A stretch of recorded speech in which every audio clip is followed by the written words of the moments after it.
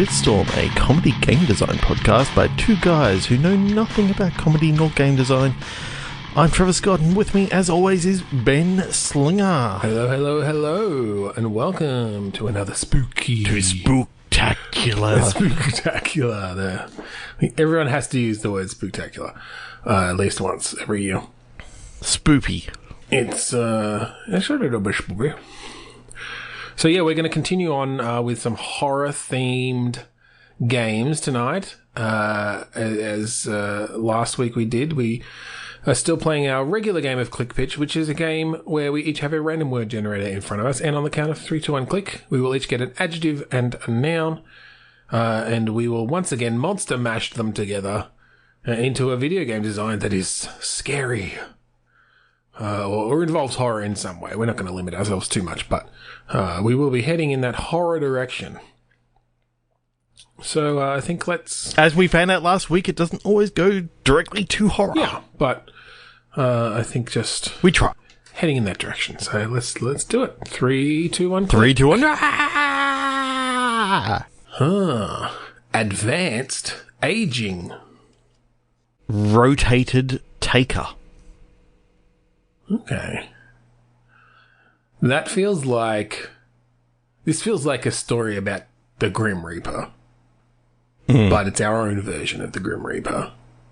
Yes. And the rotated has something to do with, like, the body horror that comes, like, the whatever this creature looks like is, like, things are around the wrong way. Something. I don't know what. Nose is upside down. So it fills with water when it rains. Yeah.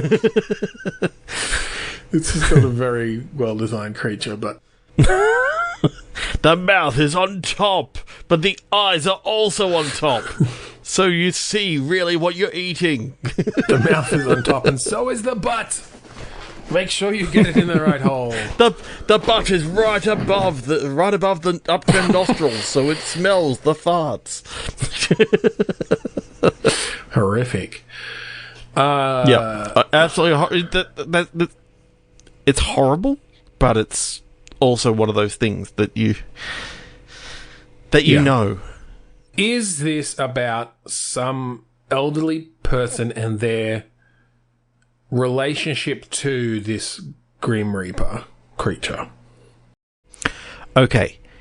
Is the Grim Reaper creature one of the interns at this old age place? Yeah. Because I like the idea that this Grim Reaper is like, I can just... My situation is I just have to collect all the people at this place when they're ready to go. I'm just going to work here because I'm bored otherwise. Like, I do like the idea of the Grim Reaper just being a regular sort of person, just being an orderly. It's only when they take someone that you see their true form with their rotated nose, yes, or whatever it is. I don't think it's actually a rotated nose. Something creepier. No, but yes, but for whatever reason, like they've been working here for ages. They're bored. They like you. So they tell you. Like, they literally just come out as their orderly self one day, and they're like, I'm the Grim Reaper, you know? And, like, you have a conversation about it. And so it's sort of the horror comes from this, like, do I believe this regular person and what they're telling me? They can't prove it immediately, like, but they start telling you when people are going to die. Oh yeah. Well, watch old Sally over there. Yeah, I'm gonna take her tonight while you all sleep. Tomorrow you will see her leave this place in a coffin because I'll be taking her soul because of her time. Yeah, but I think he's almost joke. I think he's just like really friendly about it. Like he's just and he's so nice about it. Like very upfront. He's built up a lovely like relationship with Gladys, and you know, he's like, I trust that you are my friend, and I want you to know that me, John, am the Grim Reaper. Yeah, at least for this aged home. Yeah, for the southwest region of For the southwest region, which happens to be this entire gated community. Well, yeah, I mean, I think he maybe goes off and does other areas, but like this is where most of them happen, so he decided to take a job here. Or actually rotated could also just be that he's the one on rotation at the moment. Yeah. Yeah. And it turns out that all the orderlies here are somewhat... no, I don't think I don't want you to meet any other Grim Reapers. I think it's just through this, and I think they're a kid. I think they're young. I think they're like 19 looking. They're not actually that age. Yeah. But that's how they're presenting themselves in this form. Or at least 23. Or you know, they've gone through uni and they feel like they're... Yeah, I think quite young, because I want it to seem like just this like young man who you just wouldn't expect. They're an orderly, they've been friendly, you have a good relationship with them, and that's why they're like, yeah, Gladys, like, I want you to know this, we're friends. I will take you when your time comes. Okay, let's just open this up. Let's open this up straight away. That our character comes in, and they wake up, and the orderly comes in, and you start having a conversation, and is like, yeah, I'm new here today, and I think like just started, and you have a bit of a conversation, and the first couple of days that you're talking, you know, you're actually building up a bit of a rapport. You don't do that right away. You're liking this whole situation. He's helping out, like, you're playing chess at one stage, and he helps you with a move that will actually win. And it's also just this sort of, he gets your jokes and tells you others that work. Like, for whatever reason, you show in those first few scenes that Gladys and John, the friendship thing, we've just got a real rapport and a friendship growing. And I'm almost picturing, you could almost do this as like very limited environments. It's maybe just like Gladys's room, the like sort of rec room sort of area, like where people are during the day, maybe like a dinner area or something, whatever. Like, but it's just these different days, these different conversations, and then it takes a turn for the worst when, you know, John says one day, is like, you've told me so much about your life. Yeah. I want to tell you my one big secret. You can say no, but this is a secret that will blow your mind. And of course, the player's going to go, yeah, of course, yeah. In fact, you almost have two options, and one is, yeah, I guess, and one is, yes, please tell me. And you know, he tells you that I am, at least for as far as this place is concerned, I am the Grim Reaper. I'm the harbinger of death. I reap the souls. I am the person who... I am the ferryman. Takes people when they're ready. And I will take you, Gladys. When you are ready. Right now, you're not ready yet. Unfortunately, Sally is. No, I don't think you'd get into it that quickly. No, and it's like, oh, I don't believe you. And it's like, well, the only way I can prove it is to tell you who's next. Well, I think you even drag it out a bit. I think it always plays as a joke, except that he's not. He doesn't seem like he's joking. It's deadpan. He's dead serious about it. But you, as the player, and Gladys as herself, is just like, this is sort of some of the ways you guys banter. It's like, oh, he's just messing with me, basically. Yep. Halloween, he comes dressed as the Grim Reaper in like the he's got a sense of humor. In like the big black cloak, and he's got like a real looking scythe that has, you know, sharp and a little bit of what you think is blood. But he goes, don't worry, it's just tomato sauce. No, I just spilled on it. I'm just a good prop master. You know, we don't actually use scythes. That's just... No. You know. No. So what we actually use is this sort of thing. And he actually pulls out like a sickle.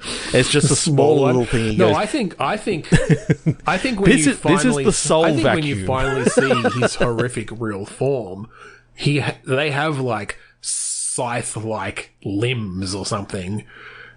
I'm thinking that the rotation actually occurs from the fact that his legs are actually on the arm sockets and the arms are down below, and he's sort of like he kind of cartwheels around. I want this game, whether it's the final shot or whether it's just something late on. Like you see him transform at some point, not in great detail. Yeah, but one night, like he's told you who it's going to be. You're like, fuck this, I'm going. And you follow him. And you're like looking through, maybe like the door's locked, but you're like looking through the glass door and it's a bit, you can't quite see, but you just have like this great animation of from behind. He sort of bends over a bit and then sort of just grows out of this thing, like becomes larger than he should be able to come. These huge, like scythe-like limbs come out. And then he just sort of falls onto, just sort of envelopes. Just envelops, whoever it is. And then envelops and then, like, sort of scrunches up into a ball and just disappears. And, the person's still there. They don't have a mark on them, but you can tell that they're not them anymore. Yeah. Like, they're... Yeah, you could do something really cool there. Really, this would make actually a really good movie. Like, this is real slow burn friendship movie between these people with these sort of strange horror bits, but okay, but what if we made it virtual reality? Oh, yeah, okay, that could work well. So you not being able to move very fast. Yeah. Maybe you're in a wheelchair, and you now just being scared of, like, John the orderly, and he doesn't mean anything. No, he's not trying to scare you. He just wants to be able to tell someone. He's lonely. He's found a kindred spirit in you, and the fact that you may have seen some horrors in your past, and he respects the fact that. Yeah, I think the emotional arc of the whole game should basically be, the beginning, you've got that relationship, you're joking and, joking around. He starts telling you that stuff. It becomes sort of this weird, like a little bit uncertain, but still, is he just messing with me, whatever. Then it goes into like fear. Like then there's a section of essentially horror where you now, you've seen it. He is this creature and you're like, what does he want from me? And then I think... you see him walk in, and, it's just a shot of, like, just a millisecond of this big scythe-armed creature that then just turns back into... Yeah. You don't even know if it's that's basically you imagining it's it all. It's all your... because all you've seen is the silhouette. Yeah. You haven't actually seen... you saw it through frosted glass and all this sort of stuff. I don't think you ever see it in full detail. Well, you only see what your brain, what we want you to see, which is, as far as he's concerned, this is an angelic sort of thing, the bright light and all this sort of stuff. But he's helping. Like this is the circle of life. Like he's just part of it. You're seeing it, and you can play around with how dark you could actually take it. If you saw something like that, and you're now picturing this real evil, twisted sort of being, when, I think maybe your character does pass away at the very end. Yes. And you're just bathed in light. Yeah, I think that's what I was going to say is once the horror part's gone, the end of it is peace. Like, yeah. I think the end of the game is John comes into your room, like, and says goodbye, basically, like, or doesn't say anything, but like, and then yeah, it sort of just fades to white. Like, it's not a big horrific ending or anything. It's literally like you've had that horror, but through further conflict, like you still talk to them or whatever. Like, he's actually upset because he thinks he's ruined the friendship, sort of thing. So you've got conversations there where it's like rekindling that a bit, and he's reassuring you, and you sort of come to accept it, and that it is this natural part of life, even though he, to any eyes, he's one of the this set horrible pieces. One of the set pieces is middle of the night. Power goes out, the generator's out, storms everywhere and all that sort of stuff. And just the sounds of, your brain is saying there's something otherworldly here. And, John hasn't come in yet to your room, but did that cupboard just move? Did, other things start to happen, and I do like you hear the door creaking open, and it's another one of the orderlies who's come in and said, "Gladys, are you all right? Yeah. We're investigating." John hasn't come back, and I do like that. It's one of those things of I do like that idea that for the final scene, you do start to build it up like that, where it's like, oh, is this going to be this big horrible ending? But then, like the orderly comes in, things start to calm down a bit. Like, everything's sort of settled down. And then he just walks in. Like, it's just as normal as possible. He just walks in and he kind of looks at you and kind of gives you this sort of knowing smile. Nod. And then the final scene is essentially you see him, like, start to crouch down into what you know is going to happen. But then, he just, like, goes to white, like you don't see it, and that's the end of the game. You see a white light, and no one else is, like, the other orderlies in the room aren't actually seeing anything happening. They're saying, it's your time." And I think you keep it just completely wordless, vague, wordless at the end, and just that's really cool.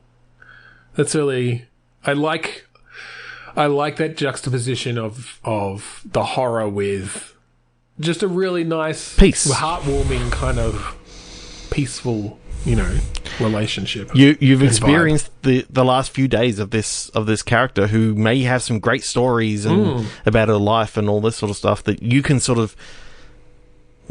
have selections of, what your grandchildren did and all this sort of stuff. I think you make it like it's all going to come down to the writing. It's essentially going to be, realistically, it's just an interactive, story, novel or movie in a sense, where it's just moving from conversation to set piece to conversation. But I think in VR that could be quite well done. Maybe you get glimpses of yourself in mirrors, especially because you can actually have some of those. Have those sort of things where, if you want to, you can play a game of chess against the computer. You can play a game of checkers. You can play against John, like you play it, cards. Like you're sitting down in bed and you're playing cards against John and having a conversation. That's cool. I like that a lot. Actually, Okay. Inevitable orchestra. Obscene TV. Okay. I do like the idea of playing, like, TV broadcasts can be very creepy if done right. Have you seen Chris Straub's Local 53 series? No, I have not. Look it up at some point. He essentially just does this sort of very 80s style late night broadcasts of, like, local community television, but then it starts bringing in creepy things of these, like, people who worship the moon and stuff, and just coming up as, like, sort of teletext style text over the top of things, and like emergency broadcast sort of style stuff. Kind of Channel 31. Yeah. UHF. Yes, exactly. Like, and just a lot of that community broadcast. It's just so I kind of like the idea of this orchestra that keeps showing up on your TV broadcasts. Like, that's what's creepy. Like, you don't know where it's coming from.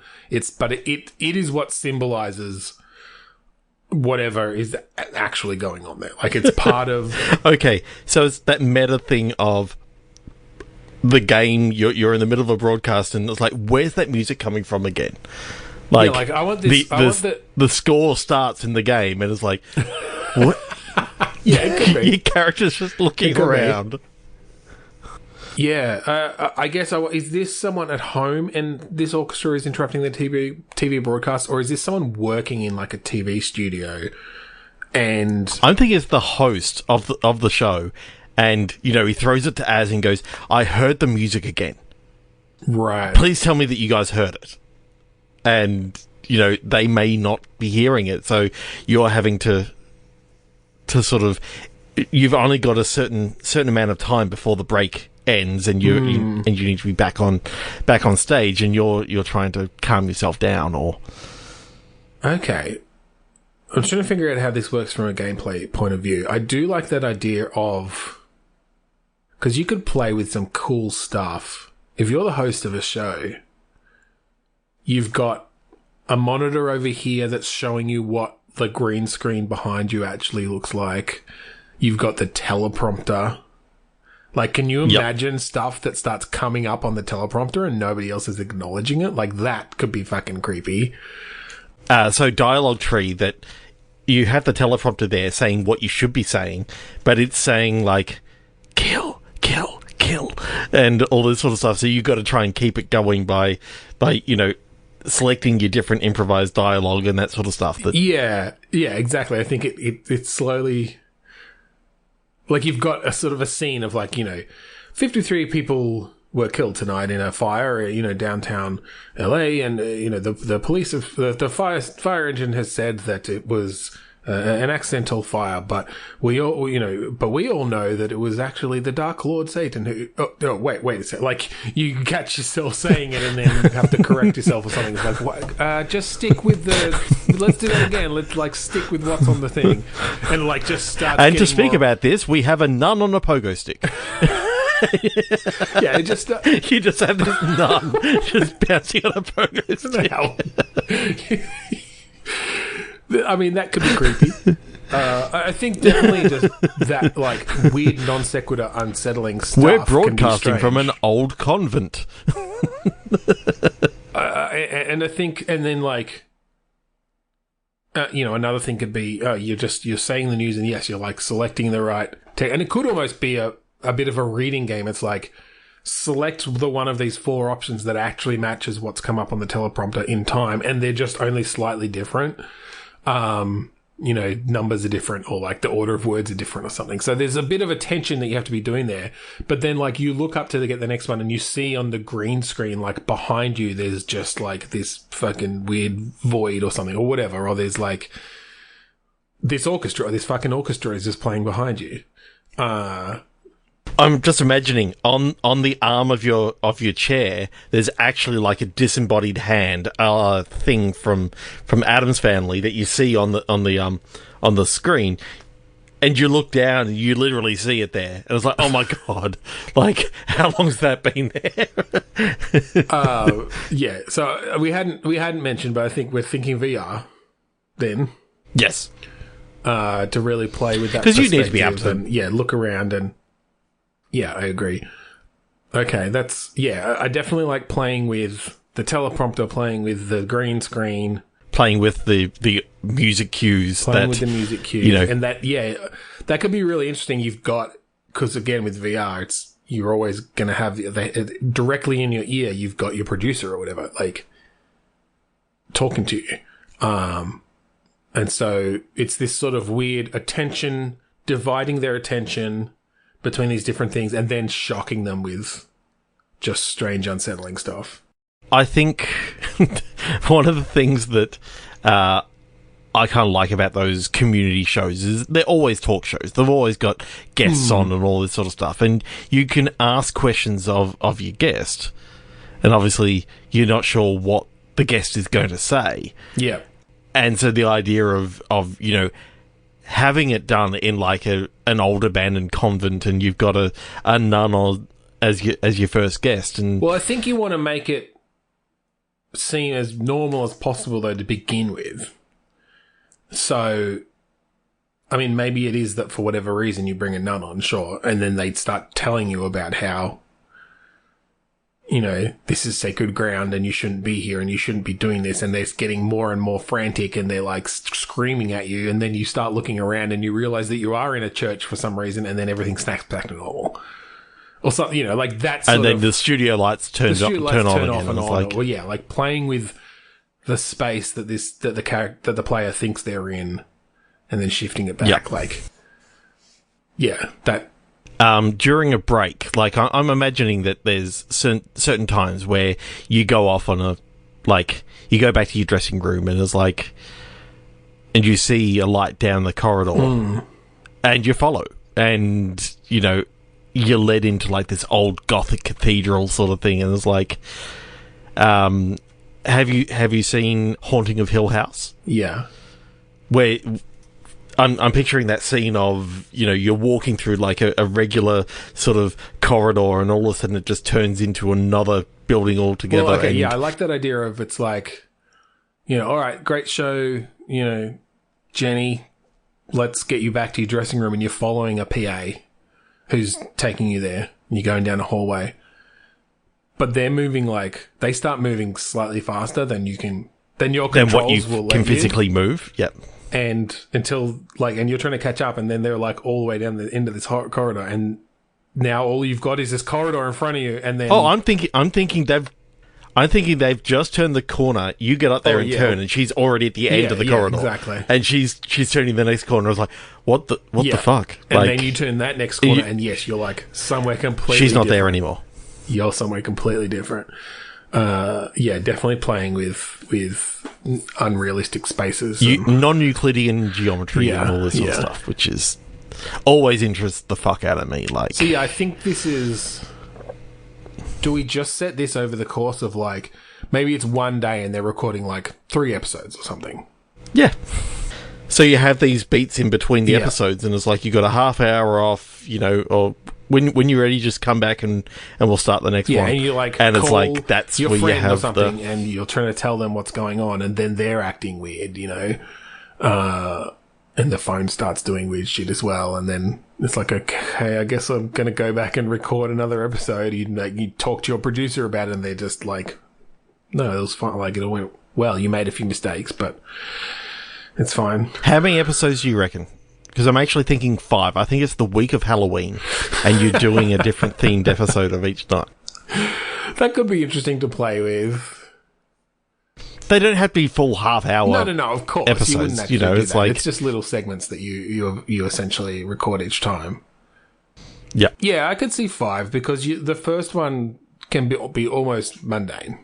Again, you know, it's always good to set up, you know, the expectation and what's normal. You maybe have a few weird glitches in there, but they're the sorts of things that community radio or community TV like, broadcast is going to have. Like, the mistakes teleprompter, on the teleprompter is like, yeah. And it said Satan instead of Santa. Like, so that's even not. And you're just like, it's Halloween, not Christmas.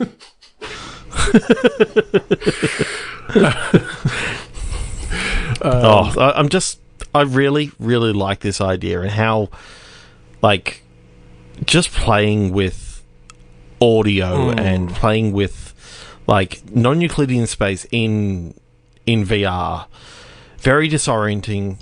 But if you like have the right movement, that Batman did, the Batman VR game, where they had like walls changing when you turned away and stuff, and then you turn back around and you're in a fucking cell, or the door's gone or whatever. Like, that sort of stuff is fucking weird in VR. Like, it fucks with you.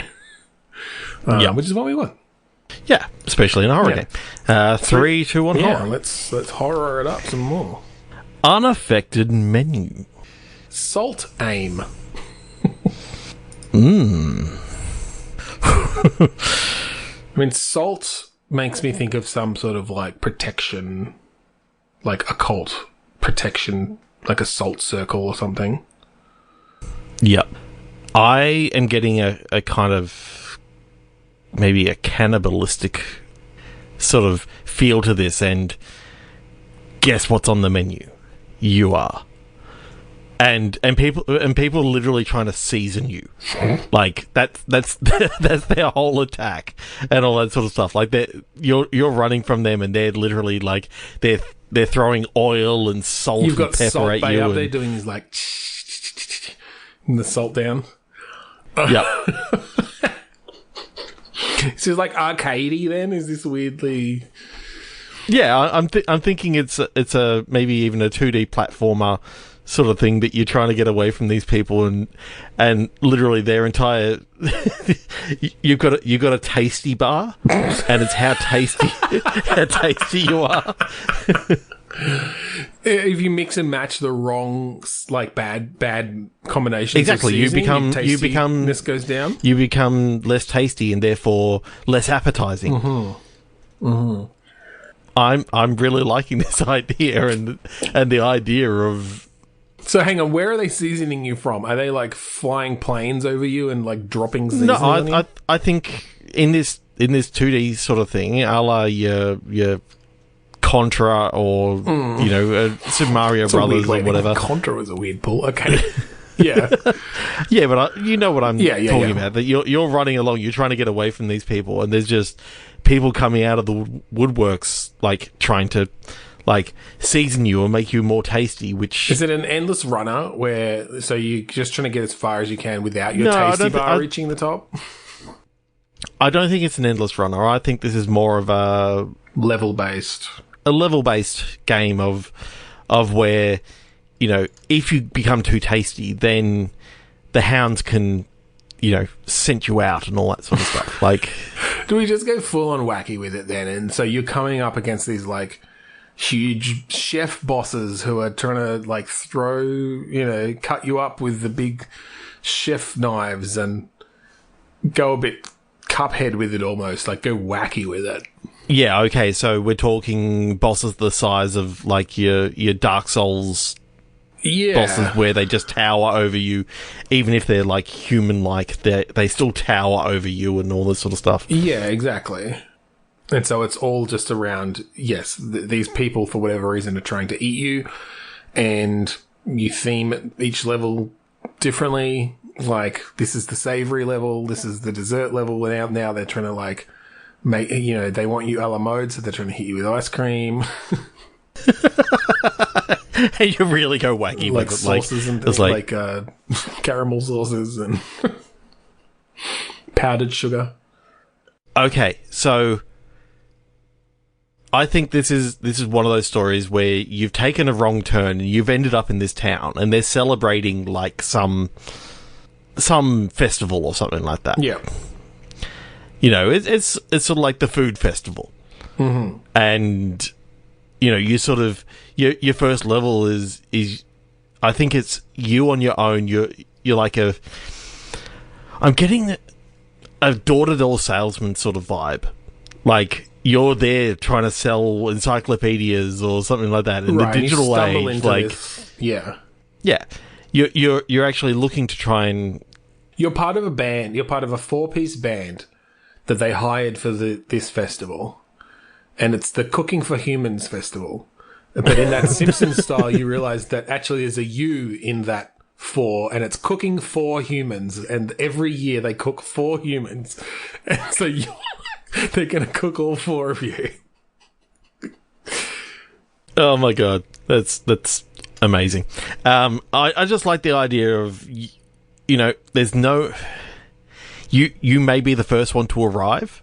And now you're trying to, effectively you scouted ahead. You were, yeah, sure. You've got like a small amount of time before all your bandmates are going to arrive, and I think it's one of those things where you may have sort of snuck your way into like the clock tower or something like that, and you're sort of hiding away, and you see your bandmates all arrive, right? And they get ushered into like the, the mayor's mansion or whatever, and it's like, okay, now you're on a mission to save them as well as not get eaten yourself. Right, well, yeah, so you're saving them from the, like, 3 other chefs or whatever, who, like, each of them is going to prepare one of them, right? So you can, like, split it up into different sections where you're trying to save each one of your bandmates or whatever. But then you realise, hang on, there was 4 of you. Where's the 4th chef? Yeah, and that's like your big final boss or something. Yeah. It's actually the head chef because you got you had a sous chef, you had the dessert chef, you had the yeah, it's the head chef, and they're just a head. They're just a giant floating head. But they have telepathic or yeah. definitely. They've ascended from the need to cook with their mortal human body, and they just use their mind to pick up all the utensils. Well, it turns out that they actually use the bodies of everyone else in town to actually, all the other bodies sort of come in and all raise up at the same time with salt and just start going, start throwing it at you. It was like, oh my God, they're all controlled by this head chef. Yeah, I mean, that makes sense. The head chef has telekinetic powers. Yeah. Yeah, okay. I really like this idea. So if we're sticking with 2D platformer for all this, are you thinking then, like, what sort of style do you go? That real wacky-ish, like, animated style of a Cuphead, or is it a bit more like a bit more retro, like a metal? What am I thinking? What's that game? Contra. Metal Slug. Metal Slug. Metal Slug. That sort of thing. Which is just Contra with better graphics, isn't it? Yeah, it had depth to it too, I think. Didn't it? Metal Slug have depth to it? Oh, no, maybe not. No. Yeah. Anyway, I just meant that sort of animated style. Yeah. Could be cool. Yeah, I don't know. I can sort of see it as like a hand-painted sort of Castlevania style, as in, the hand-painted pixely graphics. Yeah. Not super high resolution, but, just enough to really get in there. The idea across. Yeah. Obviously, numerous levels leading up to each of these sort of battles that you have to do. I kind of do like the idea of your first thing is just getting away from them, and you're literally trying to sort of sneak around and all that sort of stuff. And then when you find out that they've got all your other bandmates and they kind of get separated throughout the town, you can take them on in any order. Any order that you want, yeah. Do a bit and then all of a sudden, overworld sort of you're now doing some sort of attacking sort of thing. So no longer trying to escape these people. You're literally just trying to take them out while not getting too tasty. Yeah. So what are your moves? Like, what is the platforming style here? Are we doing just sort of a Mario style thing where you're like jumping and climbing and throwing things, or are we doing more of a Contra sort of thing where you've got guns, or like a... I was kind of thinking a cross between like Out of This World or Another World, which has that kind of Prince of Persia kind of feel. Very much more. I kind of like that idea. Because then a flashback. Or something. You don't necessarily have to. Yeah, flashback. That's a great. Okay, that'd be interesting to see like a wacky sort of flashback like that. That sort of style where it's a bit more strategic. About like, oh, if I drop down here, like they're going to be able to shoot me, so I need to like go a different way or get up higher and throw something behind them so they turn around so I can drop down and attack them or something. Okay. Yeah, at least for the first couple of levels, because you don't have too many weapons. When you get to the clock tower, that's where you find like a weapon stash and that sort of stuff, and you go out on the offensive now. Are you attacking with like food sort of chef stuff? Like, do you find knives and... I do like the idea of it being a mainly like saucepan slash food implement. Throwing saucepans at people and stuff. Yeah. Making all the noise that you can, because you're literally, trying to let them know that you're on your way. Yeah. Maybe it's you've taken the offensive to them. Maybe it's a bit more of a, like, yes, you find some sort of weapons in the clock tower or whatever, but it's a lot of picking up things as you go. So it's like, okay, I can hold a couple of saucepans and a couple of knives or whatever, and you can do like melee attacks with them. But you can also like throw them, and you might lose them if you throw them. But most people that you kill are going to drop another saucepan or something. Ooh, okay. What if you could also pick up ingredients as you went? So the idea being that there's some, like, you can actually, depending on what they are looking for around here, like you can, you're up against the entree group, so therefore sugars and those sort of thing are not going to make you as tasty as what salts and the more savoury flavours are going to do. So, because we've sort of moved a little bit away. Are they still trying to season you this whole time? Yeah. Yeah, you still got the tasty meter, but now you've got, some spices that you can, as you go through, you can maybe pick up recipe pages, and it sort of says, that you're essentially all the recipes have something in common, basic crafting or something. Yeah, effectively, you're looking for spices that aren't on the recipe list. Well, or is it also that can you season, can you start creating? You can season yourself. No, I was saying, can you season the other people and then, everyone just turns on them and attacks them? Well, that too. So you've I've got all the ingredients for a great cheese sauce, and I'm going to put it in a bottle and throw it at someone, and they get covered in cheese sauce, and everyone else is just oh, cheese sauce, nom, nom, nom. And they literally eat them to bones. Yeah. Yes. Yeah. Instantly. Yes. These are very efficient cannibals. Wow, I really, really like this idea. I think this is... It's bizarre, but yeah. It's bizarre, but kind of, great at the same time. I think it's an interesting combination of styles there. But let's click again. Okay. Crash Institute. Wet separator. Okay. So my mind for crash actually went to crashing a network or a computer or something Okay. In some way. Because I saw wet, I'm wet work is quite often code words for assassination and that sort of stuff. Okay. And I was thinking of some sort of crashing a party then. Well, I was thinking more crash of you caused a crash, and that's how you. Yeah. If you want to be obvious about it. Yeah. What was your other word? Wet and... Separator. Separator. An institute.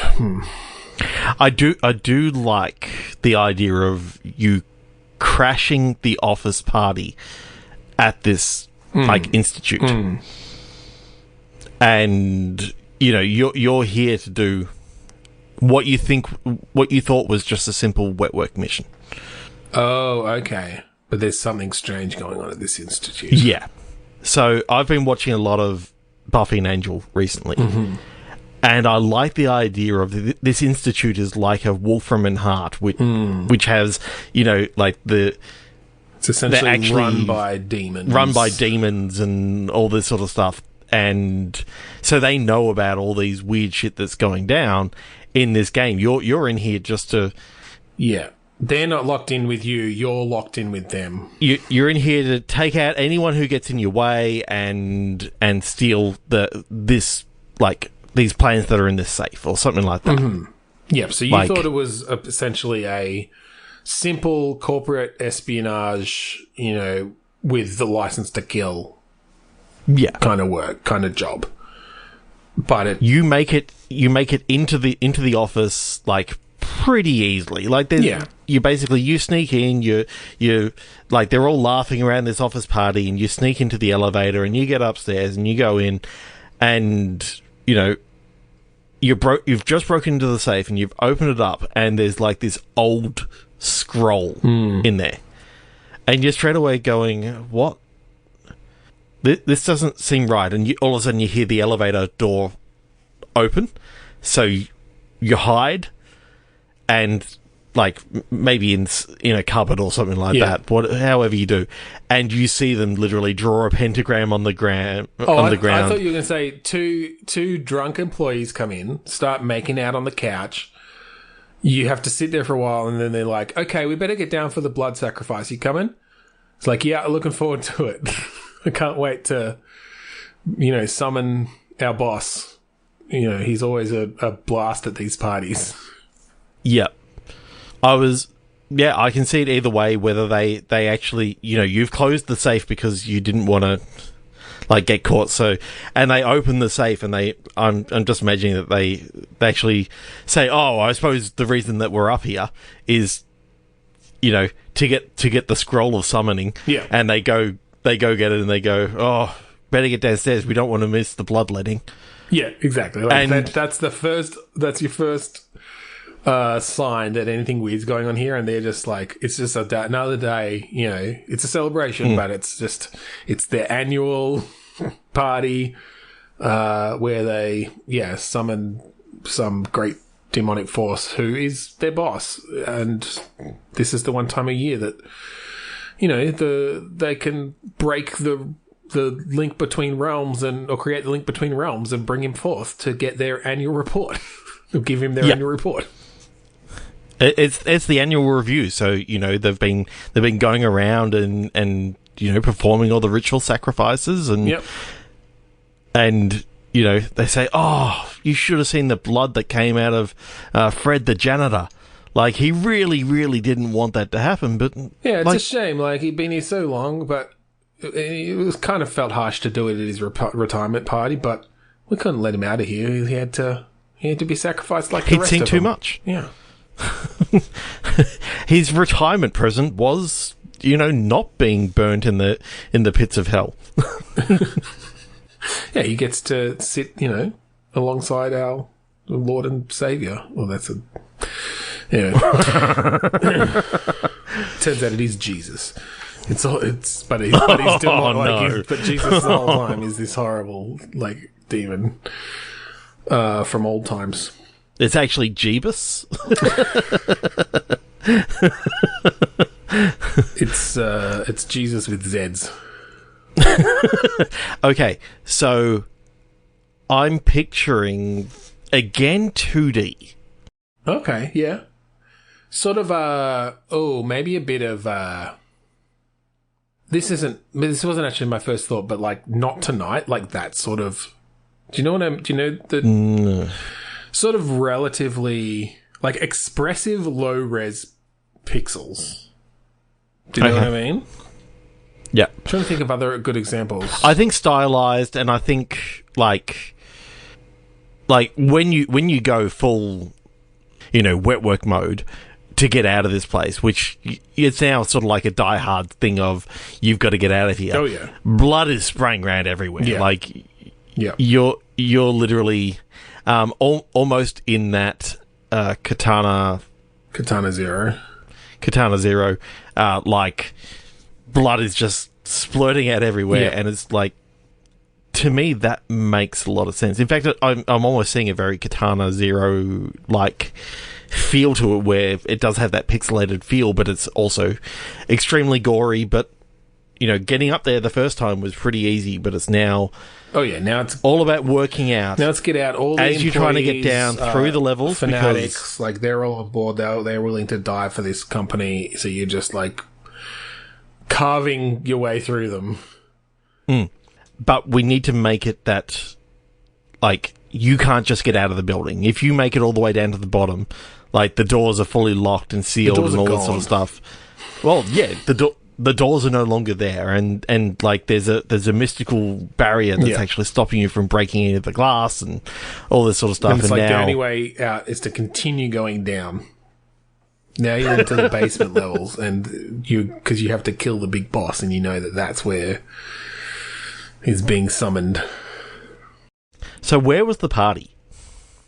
Roof. Yeah, I don't know whether it was on the roof or whether it was on level 66 or something, and you're in the offices on level 69 or whatever.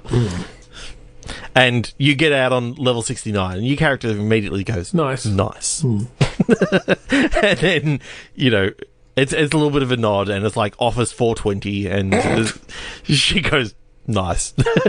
or the combination ends up being 420. Of course. And it's these people know what's up.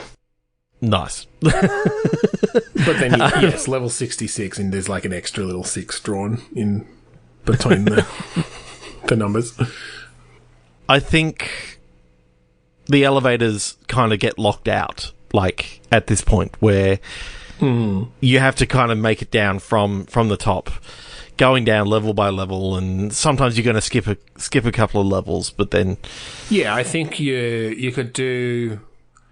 Essentially, each level, you're sort of trying to get to the next stairwell, making your way through, you might have scenes where you run into, it's like, oh, like the first time you meet a new kind of more difficult enemy and you get a bit of exposition around something and it ends up in a set piece that like blows a hole through 3 levels of the floors and you get down, like faster. Yeah, that's cool. Yeah, I really, really like this idea and how fucked up you could go with, like, you know, different floors are like still performing different functions, you know, rituals to try and... Well, I like the idea that you could bring in the sort of the corporate side of things. It's like, oh, floors, you know, 55 to 50 are all HR, and the people in HR are good at, like, summoning summoning demons or whatever, or communicating with demons, or, you know, whatever it is. And so then, yeah, you're going to be facing off different sorts of things depending on the particular roles of the people in this floor. Yeah. Yeah, there is just something about how dark you could actually get this to be with, you know, the different human sacrifices that are happening, the orgy that's happening in one of the floors, like... Yeah. You know, the orgy that starts out kind of normal, but then they all start like slit the throat of each other and stuff. Yeah, and it's. I think you've got to have one of those levels that is literally a homage to Society. If you've ever seen that film, it is one of the weirdest, fucked up body horror things where all the rich people of society are not quite human. Okay. Let's just say that there is a scene at the end of that film that if you've ever seen it, you will never be the same again. Okay, I might have to track that one down. Yes, it's last time I saw it, it may have been on a certain tube of the U's. Right. It's got a fucked up ending. So we'll just leave it there, and I'm not going to mention anything more about that. But yes, there's a whole level that's dedicated to, like, the ending scene of Society, and it's fucked up. And you can, that's an optional level that you can just skip. She just goes, nah. She opens the door, she goes, nah, fuck that. I'm going down another level. Like... if you really want to see this, go buy the DLC because it's fucked up.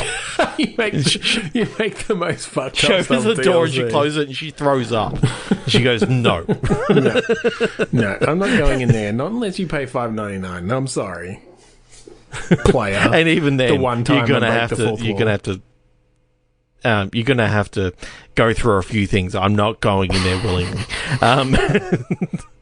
You've got to actually cause something else to explode, and you fall into the middle of this scene from above, or it falls on top of you. Oh, okay. Well, so anyway, let's talk about that. Was around level 40 or so. So as they go down through the levels, they finally come out in like the mezzanine level, and it's kind of like the big foyer, and then there's, you know, a sweeping fountain that is now blood. Mm-hmm. Yep. And this whole thing is sort of being changed into almost a demonic hellscape. Mm-hmm. And you're like, oh, fuck. Like... Yeah, I definitely like the idea of coming back to somewhere you've been through. Like, you came through here in the beginning, and then you come back, and, yeah, there's just body parts everywhere, and... Like, the nice ferns that you saw are now, like, just body parts with, like, fingers, for the fronds. For the leaves. And, fronders. Yeah, that's cool. And then, yes, you go down into... I think there's 9 levels in the basement that are, like, the 9 circles of hell or whatever. Sure. And, yeah, you go through them, and finally you meet them. You go down into the... You see the CEO, and you see the head demon, and it's just a regular guy. It's just initially, surely. Or is this one of these situations where once you've made it to him, you just like stab him, and that's the end of the game? He just dies. I kind of like the idea that you know that, like, this demon that they summoned is actually just like the CEO that, like, had died many, many years ago and has been in hell, and they just actually like bring ended him up back every. They just bring him year. back, and He signed a deal with the devil to make this company what it is, but it means that he's the only one who can run it, even though he's been dead for 30 years. And so all this stuff was all just about bringing him back just for the review and just for the like annual general meeting. So you can kill him again, the but AGM. like, he's just going to come back next year. Yeah. Oh, there's something about that kind of, no matter what you do, it's like, he goes, this has only put it on hold 1 year. Yeah. Our shareholders are going to be pissed, but I'll be back. Yeah. And it just shows that the real horror out there is corporations. It's like, okay, so you stopped San Francisco. Yeah. Did you stop London yesterday? Yeah. Did you stop New York? Still happening? And you go through all the different offices, and it's like, fucking multinationals. There's something about that opens it up to. Oh, now you got like, sequels. You got sequels. All right, 2, 2, 1, click. I really like that. I like that a lot. Yeah. Can someone please make some of these games? Like, I really want to play them. No, we don't have time. I don't want to spend the time making them. I want to spend the time playing them. Expensive loop. Conflicting checker. Okay. So, are you thinking loop as in time loop, or are you thinking loop as in, like, just a mundane, like, city loop sort of? I was actually thinking, just to take it a little bit off, an expensive loop is like an engagement ring.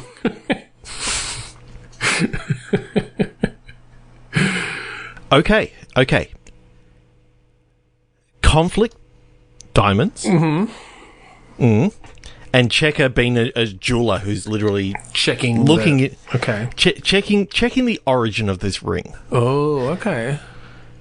And it leads them down like a sort of, originally they thought, oh yeah, this diamond looks too big.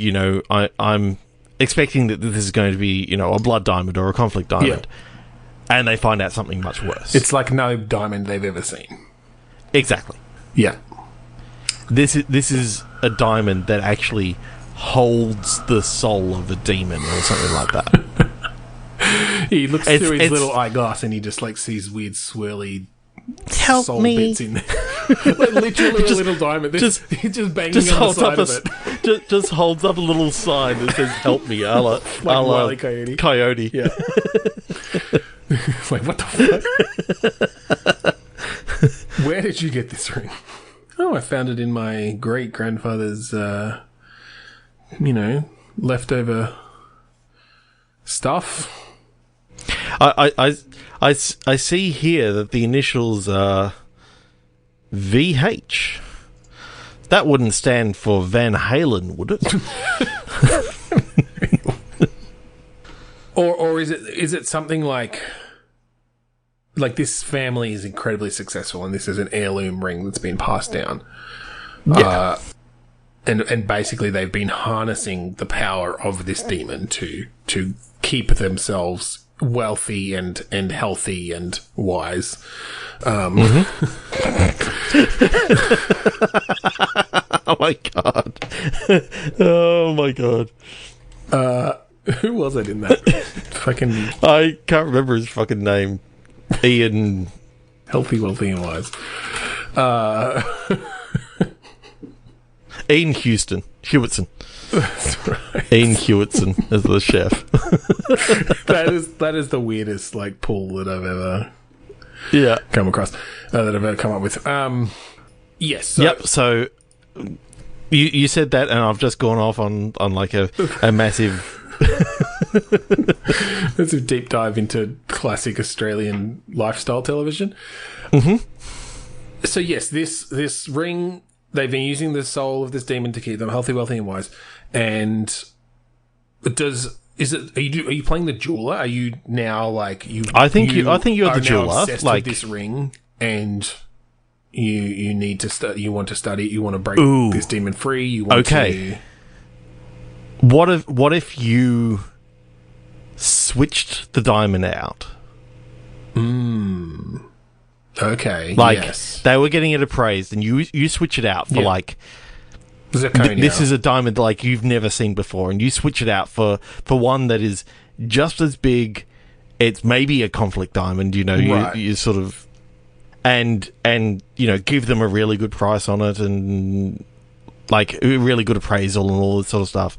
But you're so taken by this diamond that eventually, Almost literally. Yeah.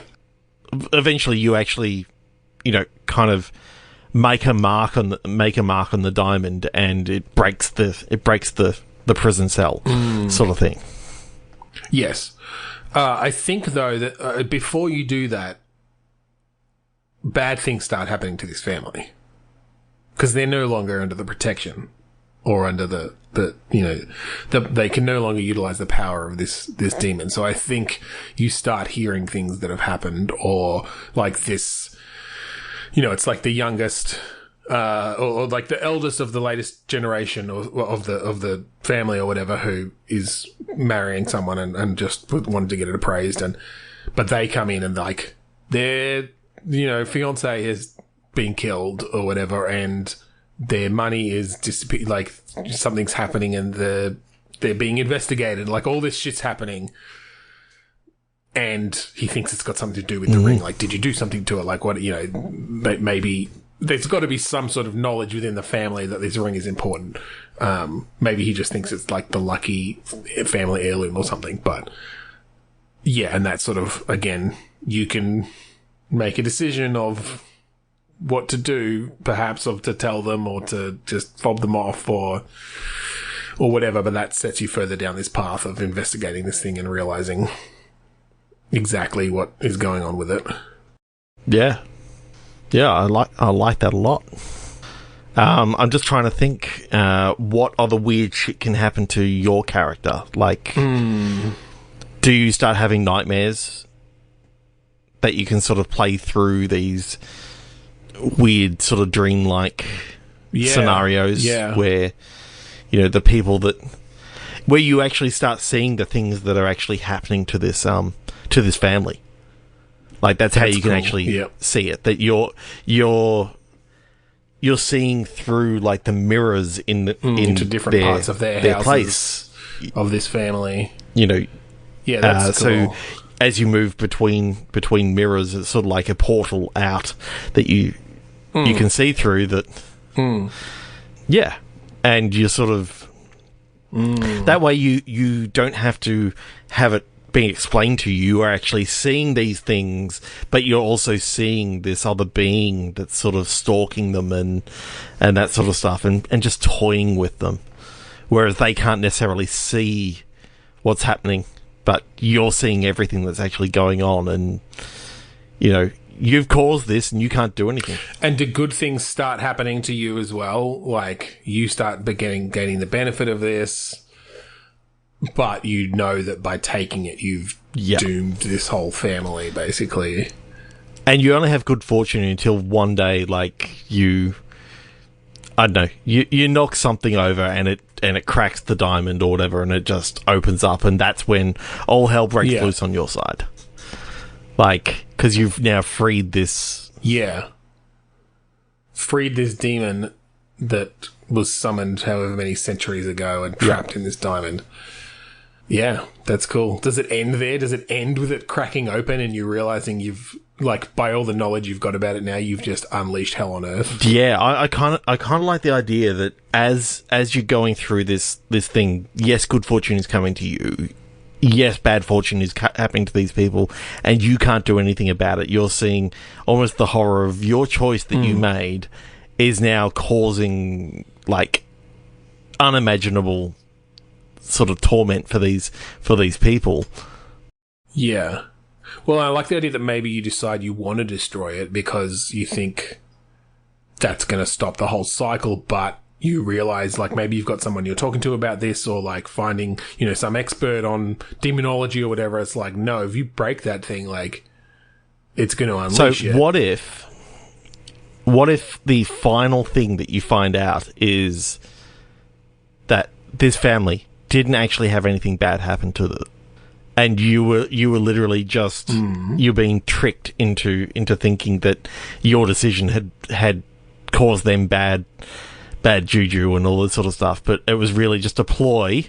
So it's more like it's a wait, is it the demon doing this? Is it like a trickster demon or something? The demon's literally just trying to give you a reason to try and destroy the diamond so we can get out and cause all these things to happen to not just that family but every family on Earth, sort of thing. Right. Yeah, that could be interesting. It's essentially, it hasn't been able to escape because the family that's had it for this long, like, they know what's up. They're not going to let this thing be broken or destroyed, and they can't really be convinced, because they've had it for so long. They know the deal. They can't be made guilty about it or whatever. But now that a new person has it, it's like, oh, they can prey on your guilt. Well, I think it's also like the youngest son took it to get appraised to try and sell the thing, because, he wanted the money, and obviously you've taken the ring now, and but you can sort of show throughout the different things of all this horrible stuff happening to this family, which is actually all just in your dreams.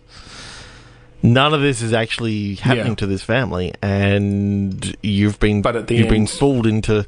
You've been fooled, and then you know that you have unleashed this. Yeah. You've been fooled into unleashing.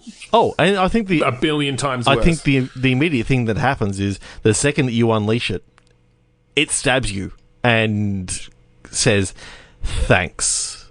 Thanks for your service. I think it comes out and suddenly everything's on fire. Like the power of this thing just is immense, and wow, almost instantly everything's burning. That does bring us to the end of tonight. Yeah. So that is it for our Halloween special. If you want to find us online, go check out last week's Halloween episode as well. If you missed that one or all of our previous episodes, go to podchaser.com/bitstorm. Check them all out. Leave us a review. We'd love to hear from you. We recommend that you check out the album Containment Failure by the band Kuradust. They play our opening and closing numbers, which is Mount Defiance, the last song off that album. So just search it in Google. It's on Bandcamp. It's available. Yeah. We're part of the band, so yeah, that's why we can play that song every single week. That's right. So thank you again for joining us this week on Bitstorm. I'm Ben Slinger. I'm Trevor Scott. And Trevor, let's head out for the blood sacrifice. Okay, so who should we kill first? Dave? Yeah.